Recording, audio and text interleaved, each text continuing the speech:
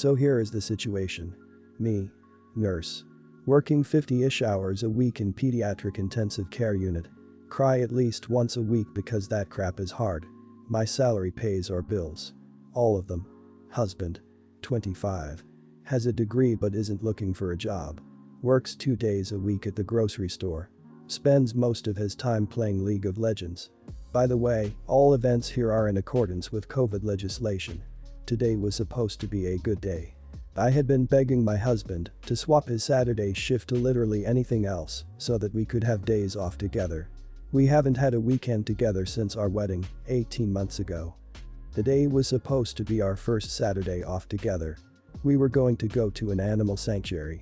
He starts the day by going to breakfast with his best mate, leaving before I even wake up. I wake up around 9 and realize he is not home. Call. He says he's helping his mate set up some lights and that the weather is too rainy for the animal sanctuary anyway. He gets home at 1-ish. Lies around. Plays some video games, promising we would cook dinner together tonight. Leaves again at 5 to help the same mate with something else. I go grocery shopping. I don't drive because of medical issues, but I walk there and back in the rain. I get home, realize I've left my keys inside. Call husband, knowing he's 5 min away. He says he will leave in a minute. I sit in the rain in the cold, southern hemisphere. 45 min later, I call again. He hasn't left yet. He finally agrees to come and let me in the house, so he drives up, presses the clicker to let me in the garage and leaves again. At 10, I call to see where he is. His friend answers. Says he is driving out to do something an hour away. It's 10:30. I am going to bed. I have sent him a TXT that I am upset and don't want to speak to him tonight and would rather he left me alone. As far as I am concerned, if he can't value me more than his best mate on the first day off he and I have shared in a year and a half, he can go sleep in his bed instead. By the way, his friend doesn't work, so they hang out all the time when I am at work. He is going to be upset. And he is gonna tell his mate, and his mate is going to tell him I'm an idiot. Am I the idiot for barring my husband from the bedroom tonight? That's not a husband, it's an overgrown child. If he can't spend 1 day with you in 18 months and chooses to spend that day with his friends, then kicking him out of the bedroom isn't going to change his behavior. He needs to start making you, his wife, a priority or he needs to pack his crap and leave. He doesn't work and isn't looking for work. He spends all day every day hanging with friends or gaming while you work your butt off helping others and paying bills. Sorry to sound harsh, but you married a dud. He's lazy and inconsiderate. Not the idiot. Not the idiot. So, the question isn't, am I the idiot for barring my husband from the bedroom tonight, it's am I the idiot for still being with this clown? I'm leaning towards yes. If you're hanging out and playing video games with your friends instead of taking a day out to be with your wife, it seems to me you don't value your wife too much. The only reasons I could see that you'd want to stay with someone like that are self-esteem issues or loneliness, and both can be overcome without the expense in which you expend all your time and emotion into while getting nothing in return. Not the idiot. This sounds rough, but it really doesn't sound like he loves you at all. If you're the one paying all the bills, you have the upper hand here and should use it wisely. Stop subsidizing his lazy butt. Separate for as long as it takes you to either be sure he loves you or be sure he doesn't love you. It's already easy to see he loves your paycheck. Take that away from the equation and make him pay his own way.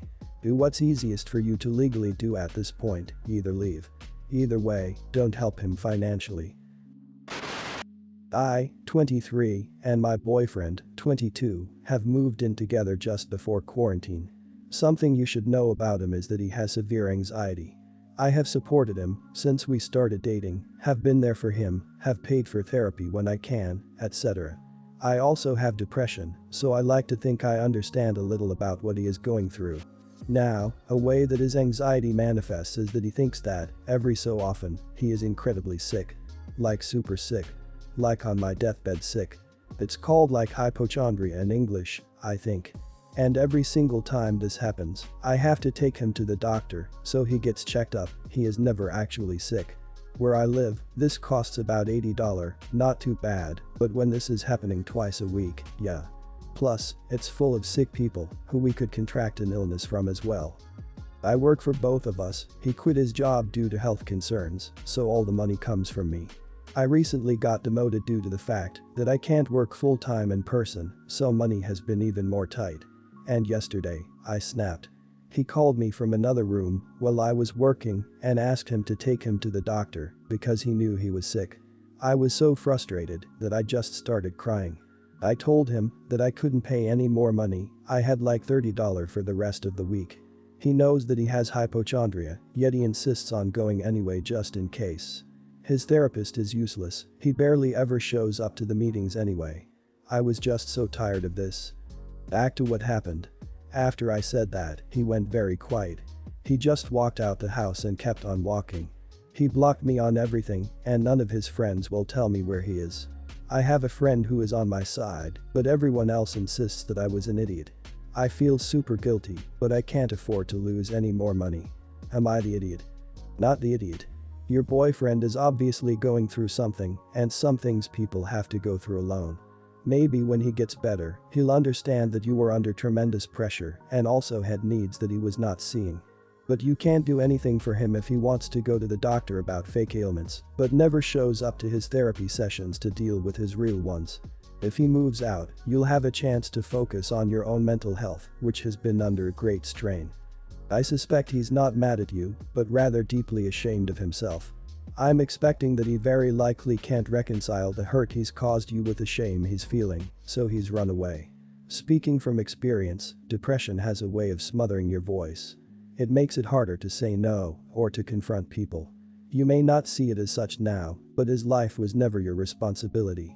And with that perceived responsibility now lifted, you'll find a lot of that weight that smothers you go away with it. Be strong. Not the idiot. Your boyfriend knows he has health anxiety, which is what creates these health concerns, and to manage these concerns, he needs therapy. I'm sorry, but by not attending sessions, he is showing no effort or even desire to improve himself and therefore improve your situation. He isn't even trying to help himself. He affects you financially and emotionally.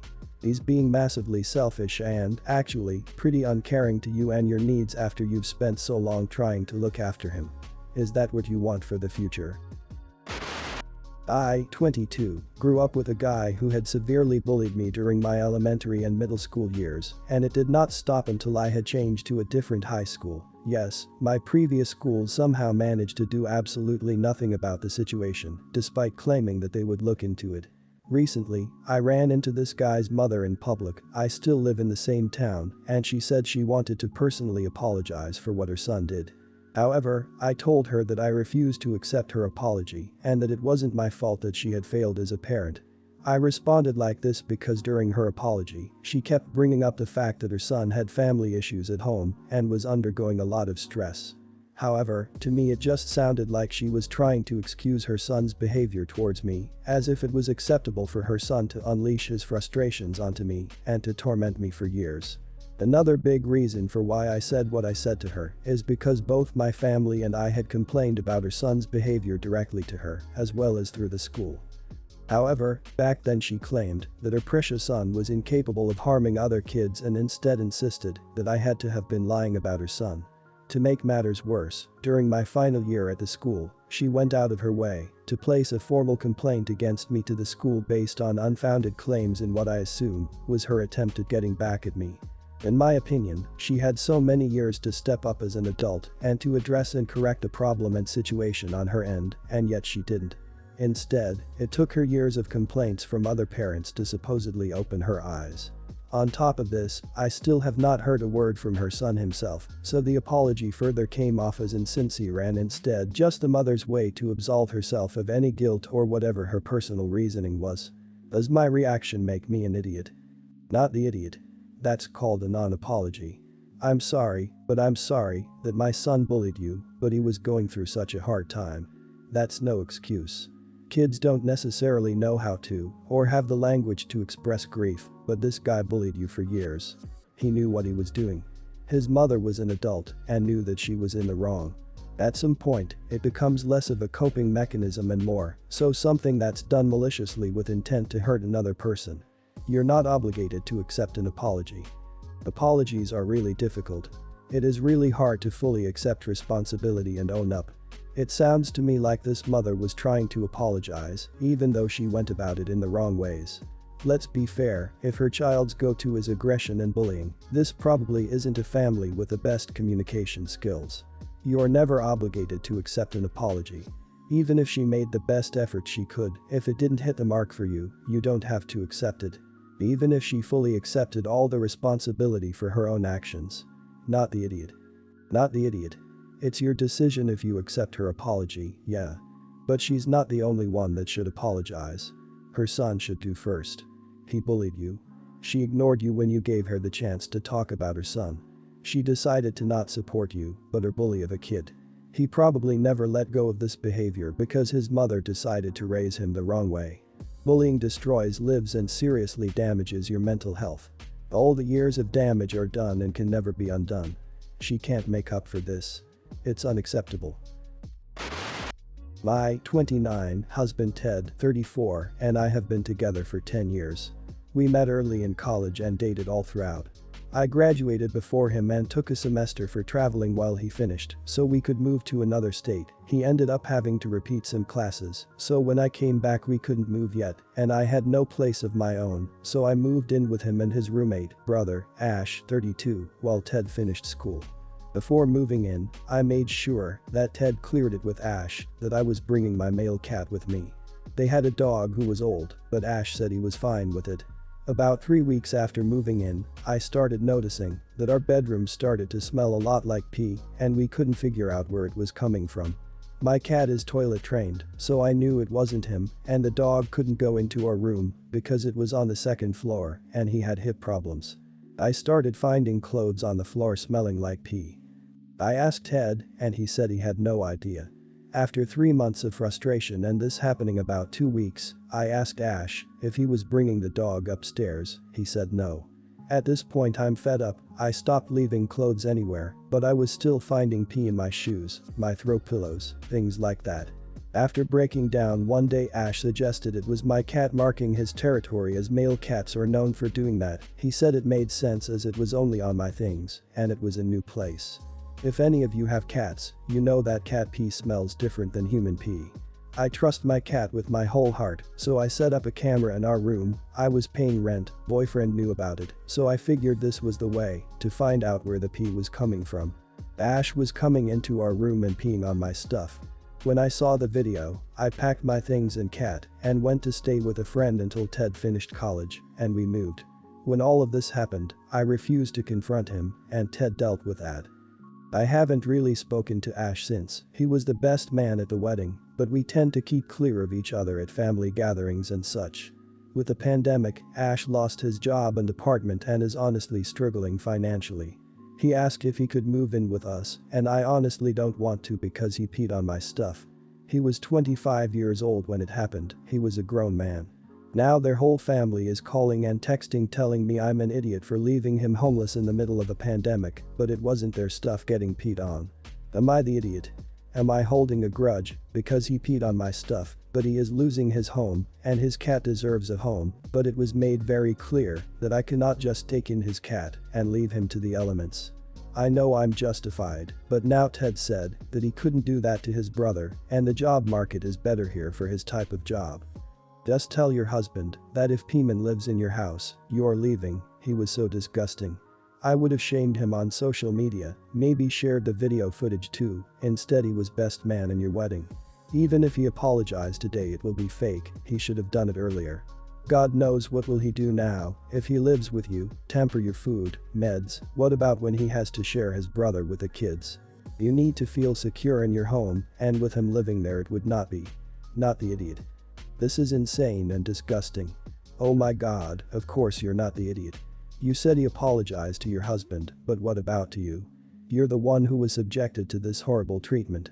It sounds like you're going to have a really hard time sticking to your guns on this. At a minimum, I would insist on a genuine apology and conversation with him before he moves in.